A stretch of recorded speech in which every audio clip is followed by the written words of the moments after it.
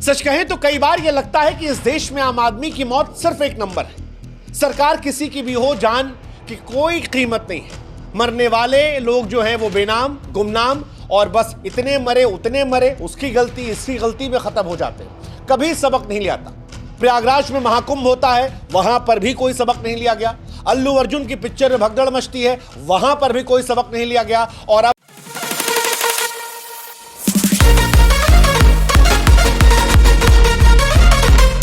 सच कहें तो कई बार यह लगता है कि इस देश में आम आदमी की मौत सिर्फ एक नंबर है। सरकार किसी की भी हो, जान की कोई कीमत नहीं है। मरने वाले लोग जो हैं वो बेनाम, गुमनाम और बस इतने मरे उतने मरे, उसकी गलती इसकी गलती में खत्म हो जाते हैं। कभी सबक नहीं लिया था। प्रयागराज में महाकुंभ होता है, वहां पर भी कोई सबक नहीं लिया गया। अल्लू अर्जुन की पिक्चर में भगदड़ मचती है, वहां पर भी कोई सबक नहीं लिया गया। और अब यहां पर यह घटना आई है साल भर के अंदर, और यहां पर भी यकीन मानिए लोग आरोप प्रत्यारोप, तू गलत मैं गलत, मेरी ट्रॉफी तेरी ट्रॉफी, तेरे दुश्मनी मेरी दुश्मनी में खत्म हो जाएंगे। कोई इस बात का जिक्र नहीं करेगा कि मरने वाले सिर्फ एक आंकड़े नहीं थे, वो इंसान थे, किसी के बाप थे, भाई थे, बेटे थे, माँ थे, बेटी थे, बहन थे। कोई इसका जिक्र नहीं करेगा। और इसीलिए मैं कहता हूं इस देश में इंसानों की जान बड़ी सस्ती है, भीड़ की कोई पहचान नहीं है। क्योंकि आरसीबी के जश्न में भगदड़ मचती है, सबको पता है, लेकिन क्यों मची किसी को नहीं पता। भगदड़ में लोग मर गए, सबको पता है, लेकिन क्यों मर गए किसी को नहीं पता। भगदड़ में लोग घायल हुए, सबको पता है, लेकिन गलती किसकी थी ये किसी को नहीं पता। 18 साल बाद जीत के चलते ज्यादा भीड़ आने वाली है, ये सबको पता था, लेकिन इंतजाम क्यों नहीं हुए ये किसी को नहीं पता। भगदड़ को रोकने की जिम्मेदारी पुलिस प्रशासन की थी, सरकार की थी, लेकिन भगदड़ क्यों नहीं रुकी, पुलिस प्रशासन क्या कर रही थी, सरकार, खिलाड़ी, आयोजक इतने संवेदनशील क्यों थे, ये किसी को नहीं पता।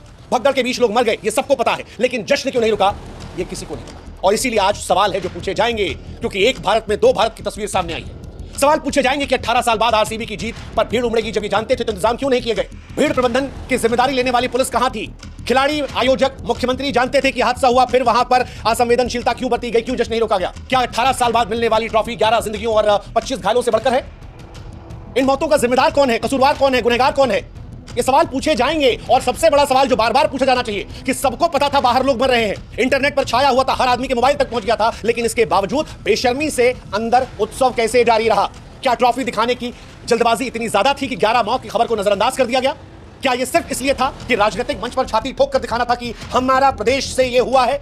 क्या ट्रॉफी दिखाना उस मौत के बाद भी इतना जरूरी था कि जी हमने पहली बार कुछ कर लिया है। ये सवाल उठेंगे, सरकार पर उठेंगे, आयोजक पर उठेंगे, आरसीबी पर उठेंगे, क्योंकि वो त्रासदी के बीच जश्न को प्राथमिकता दे रहे थे। इस हादसे ने ना सिर्फ बेंगलोर को बल्कि पूरे देश को झकझोर दिया है। यह एक चेतावनी है कि भाई साहब जुनून को सम्मान दीजिए, लेकिन जान की कीमत समझिए यार। ट्रॉफी आती जाती रहेगी, आज जिनके पास है अगले साल किसी और के पास होगी, उसके अगले साल किसी और के पास होगी, लेकिन जिनकी जिंदगियां गई हैं वो वापस नहीं लौटेंगे। और जो ये मेरी टीम तेरी टीम, मेरा स्टेट तेरा स्टेट का तमाशा कर रहे हैं, खामोश हो जाएं। ये आपकी ट्रॉफी के चक्कर में वो जान नहीं लौटने वाली, इसलिए बेहतर है शांत हो जाए। जो मरा है वो भी आप जैसा ही कोई था, वो भी इसी टीम के लिए झंडा उठा रहा था, इन्हीं खिलाड़ियों को देखने के लिए मारा जा रहा था। लेकिन जब वो मर गया तो इन्हीं खिलाड़ियों, इसी राज्य के मुख्यमंत्री, इसी राज्य के आयोजक, इसी राज्य की टीम के पास इतनी संवेदनशीलता नहीं थी